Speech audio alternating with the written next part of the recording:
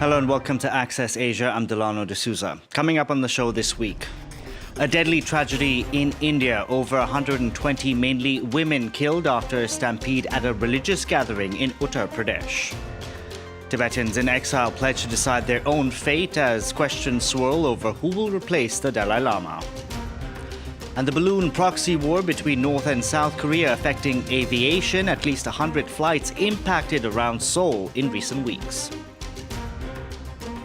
But first, authorities in India have arrested 6 people after a deadly stampede in the northern state of Uttar Pradesh. 121 people were killed in the tragedy. This after nearly 250,000 had gathered to listen to a guru. Now, virtually all the dead are women.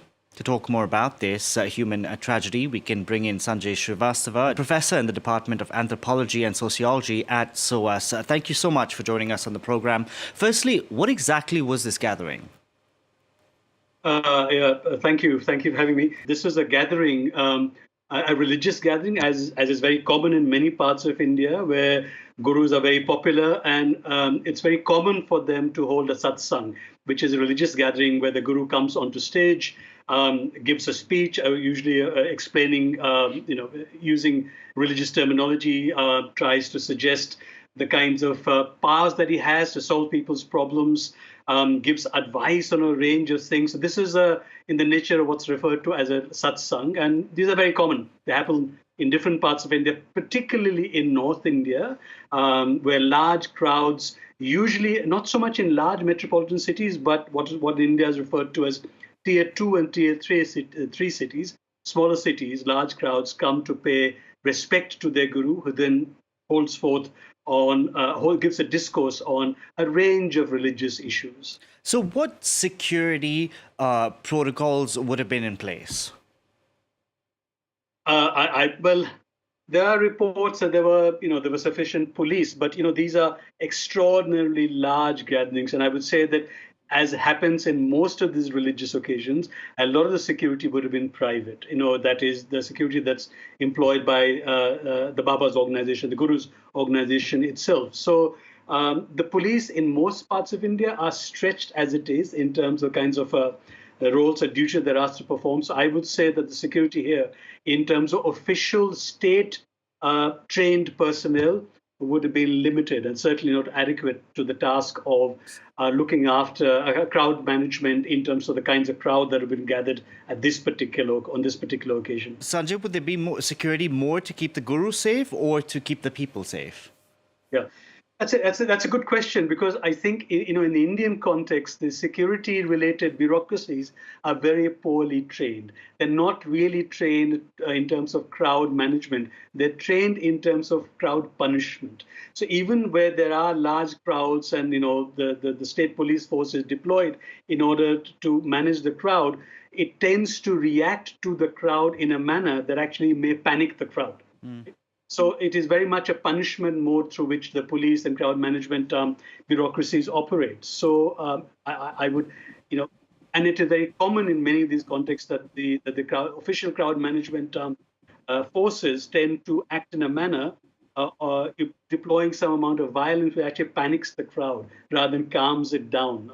And that is, I'm not saying that's what happened here, but that's certainly, I would say, the case in many such on many such occasions in different parts of the country. Why were there women, mainly women, that were at this event?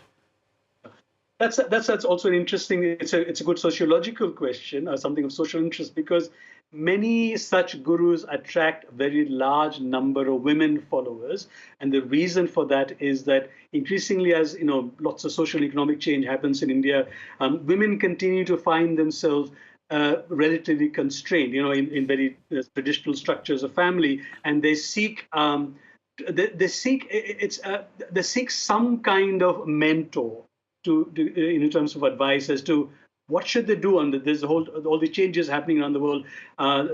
Sons and daughters are maybe working somewhere else. The husband not giving them enough importance. They don't have income.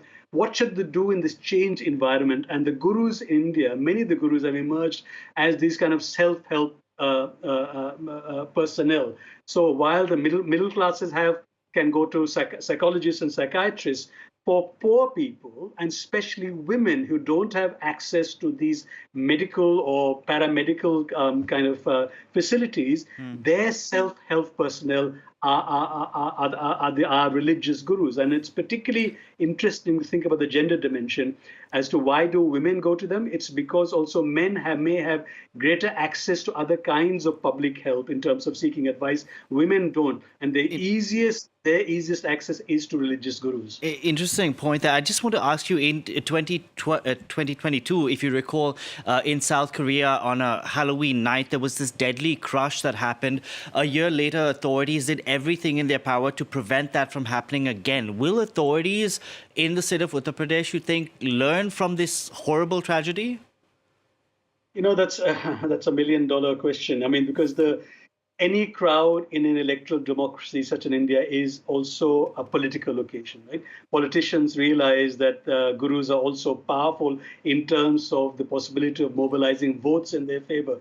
So even now, while the FIR, the first information report, the police report that is filed when a crime happens, does not name the guru himself. In fact, he's untraceable as of now, it seems. The people who've been arrested are low-level functionaries who organize this particular function. So it's not clear to me, given the strong connection between political leaders and gurus, and politicians often shield gurus because they are, after all, they can mobilize, they can influence voters, saying, vote for such and such politician, and then there are strong vote banks. It's not clear to me that any effective remedial action will necessarily be forthcoming unless this nexus between politicians and gurus is effectively severed, in order that the bureaucracies and the police are allowed to function in a neutral manner, in a manner that allows for good crowd management without there being kind of any political interference, which actually means that you don't have good crowd management, because politicians don't want to interfere in terms of what the gurus do, because the gurus can often in election times are the ones who can often bring votes to them. Sanjay Srivastava, thank you very much for joining us on the program today. Now, questions are being asked over who will succeed the Dalai Lama as the Tibetan spiritual leader celebrates his 89th birthday. While Beijing has said they'll nominate the next Dalai Lama, the Tibetan community in exile is having none of it. They're promising to push for political and religious self-determination from across the border in India. Olivia Salazar-Winspear reports. Poring over literary texts, studying history and science, or deep in prayer, these young Tibetans are immersed in the culture of their homeland, even though they're hundreds of miles away from it.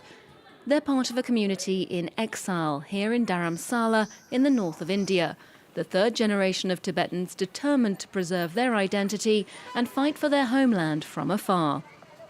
We Tibetans in exile, who are we? So I believe that we all Tibetans are the voice of the voiceless Tibetans inside Tibet. They cannot raise their voice inside Tibet, but we can on their behalf in the free world. Dharamsala is where the current Dalai Lama sought refuge in 1959 after a failed uprising against the Chinese, who consider him a dangerous separatist.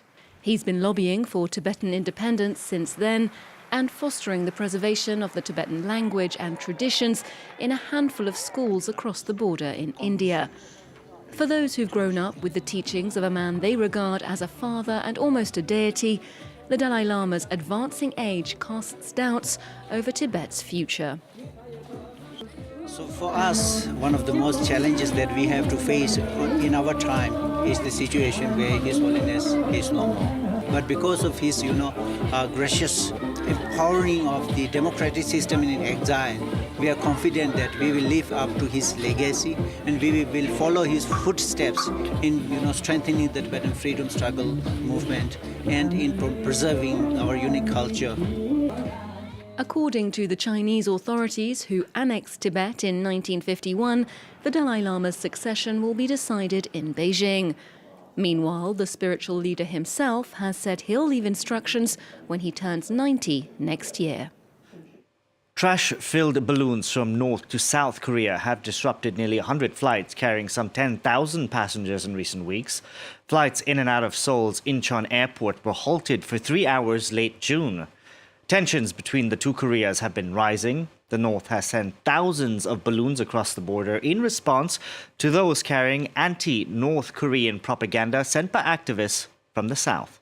France 24's team on the ground report on the balloon proxy war that's raging. This activist, who opposes the North Korean regime, receives round-the-clock police protection. I was attacked twice by North Korean terrorists, once with a pistol and another time with a poisoned needle. Thankfully, the police caught them. Park sends 12-metre-high balloons twice a month over the border to North Korea. Each balloon carries 8 kilograms of anti-Pyongyang leaflets, US dollar bills, and USB sticks loaded with K-pop and South Korean TV dramas. K-pop is a way to simply show North Koreans that we, people of South Korea, are living in freedom and prosperity, enjoying a cultured and humane way of life. Park, who was born in North Korea, fled his home country after coming across similar propaganda literature sent from the free and democratic South. Today, the defector's actions are making headlines around the world.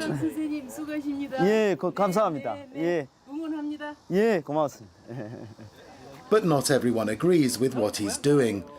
Since the 28th of May, North Korea has retaliated by sending more than 2,000 balloons filled with waste and even excrement to the south. And these people living close to the border have had enough. They want activists like Park to stop provoking the North Korean regime.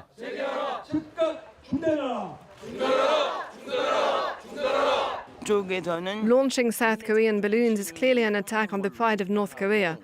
And as a result, the North Korean military become aggressive and threaten to shoot us. We're very anxious. South Koreans are divided over the balloon war. In 2023, the Constitutional Court here in Seoul ruled that activists could not be banned from sending political propaganda to North Korea, as they were only affirming their freedom of expression. So we can expect that this balloon war will continue in the region. That's it for this edition of Access Asia. From all of us on the team, thank you very much for watching.